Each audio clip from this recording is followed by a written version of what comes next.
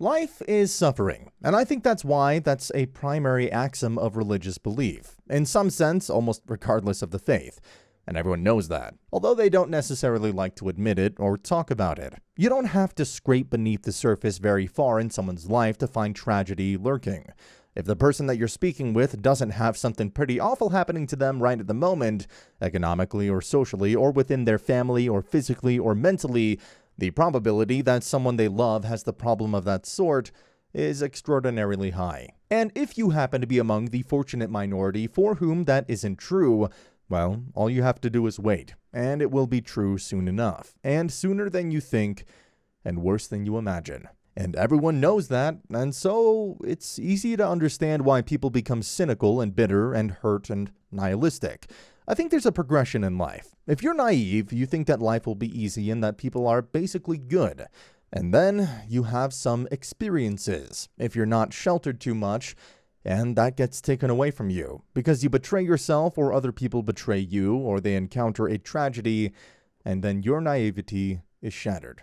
And the most likely place that you'll go from there is into something approximating cynicism, because you don't know the alternative, and your initial faith, which was not faith but naivety, is shattered by the terrible reality of what you encounter. And then as a cynical person, you're more wise than you were as a naive person. And that's a strange thing, because you're worse in some sense than you were. You're not as optimistic, and you're not as filled with hope, and your life is more difficult, and you're probably harder on other people, and with more of a tendency towards cruelty. And none of that seems positive, but there is a wisdom in cynicism that the naive lack. But the problem is that cynicism is not a useful antidote to, let's say, tragedy and malevolence, because there are places that you go past cynicism as you approach wisdom, and it's wisdom that you need in order to fabricate yourself this sort of vessel that will help keep you afloat during stormy times. Life is difficult. It's tainted by malevolence, and it's cast in tragedy, and you need something to offset that because otherwise it embitters you. And if you're embittered, then you become vengeful and cruel, inevitably. And then you make everything that's made you worse in turn. And there's no bottom to that.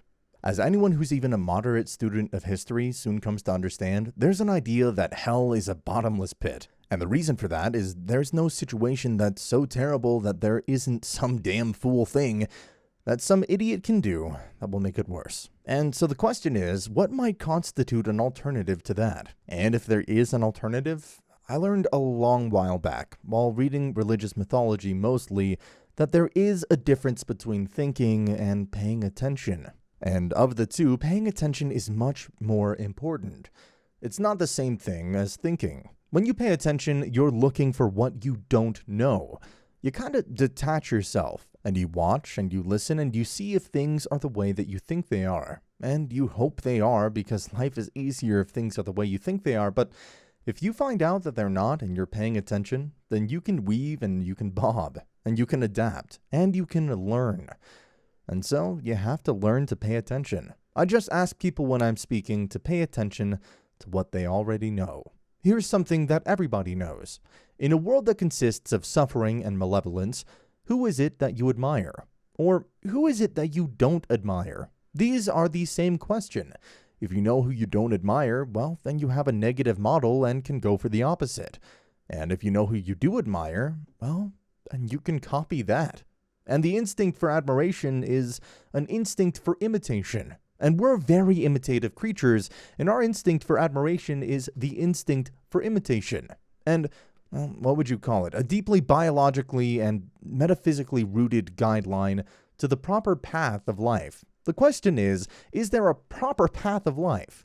There are certainly pathways that make things worse. That is something to know. You could avoid those. And if there are pathways that make things worse, then there are the opposite pathways, even those that might not be so clear. I think that's why we're often so enamored of evil characters in fictional representations, is because it's easier in some sense to make what constitutes the dark path clearer. It's easier for people to understand, whereas the path that's positive is murkier and more difficult to ascertain. But at the very least, it's the opposite of that.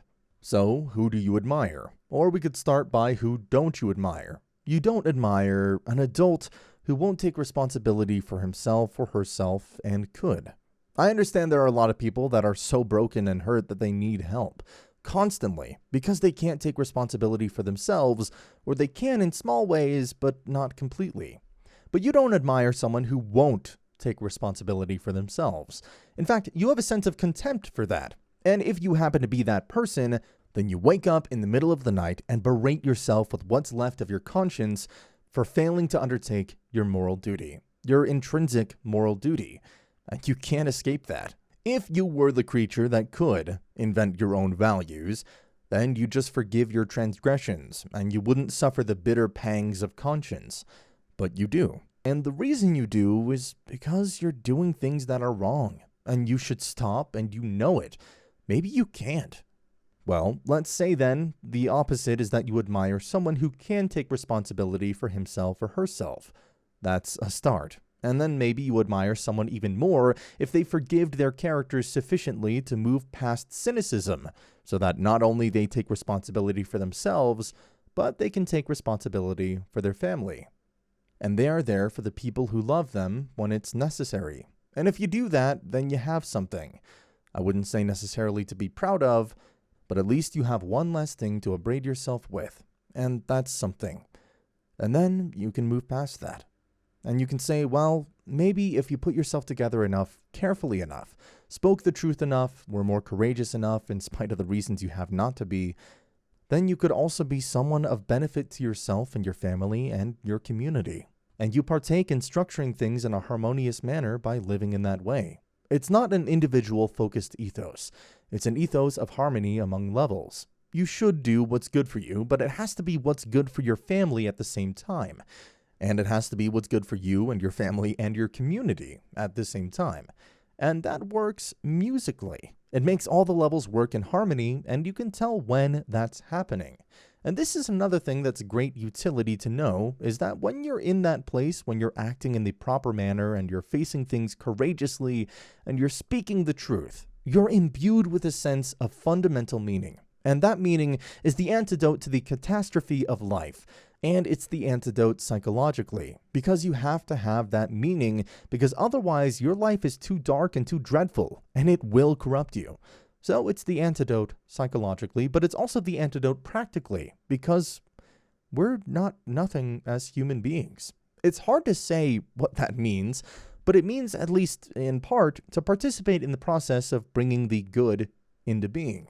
And we can all do that and the opposite. And if we accept our responsibility to ourselves and to other people and to our communities, and we lift that load up, then we live lives that are meaningful, and that stops us from being corrupt. It provides us with a medication against catastrophe, and it also practically improves the world. That's the other thing. It's not just psychological. You can make things worse. Everyone knows that. And no doubt you have in many ways. But you can make things better. And they actually get better. And there's a reason for hope. There's something to be said to know that you're the sort of creature that can look morality and catastrophe and malevolence straight in the eye, so to speak, and nonetheless stand up and do what's right. Articulate the reasons for all the goals that come out of your vision of the future. So you're asked, like, why would it be good for you? Why would it be good for your family? Why would it be good for broader society? So that gives you 3 levels of argumentation right there, if you have it. Articulated down into detail, and it's related to other important goals. Then you're a hell of a thing to argue with, because people just aren't that deep. By which I mean they just don't have that many levels of explanation or objection. And it's also really useful in relationship to your own mind. Because if you want to do something that's difficult and that requires a lot of energy, a lot of different subsystems in your mind are going to throw up objections. It's like, well, maybe that isn't what you should be doing right now. Maybe you should be doing the dishes, or vacuuming, or watching TV, or looking at YouTube. Or if you're really sneaky, when you're trying to do something hard, what your brain does is give you something else hard to do. That's not quite as hard, so you can just feel justified. and not doing the thing you're supposed to do when you're doing something else useful. And if you give in to that temptation, which you often will, then it wins. Because it wins, it gets a little dopamine kick and it grows stronger. Anything and everything you let win the internal argument grows, and anything you let be defeated shrinks. Because it's punished. It doesn't get to have its way. So that's another thing really to remember. Don't practice what you do not want to become, because those are their neurological circuits. You build those things and they're mad. They're not going anywhere. You can build another little machine to inhabit them. That's the best you can do once they're there. You can't get them out. So, and then, the ones you build to inhabit can be taken out by stress, and the old habits will come back up. So you gotta be careful what you say and what you do, because you build yourself that way.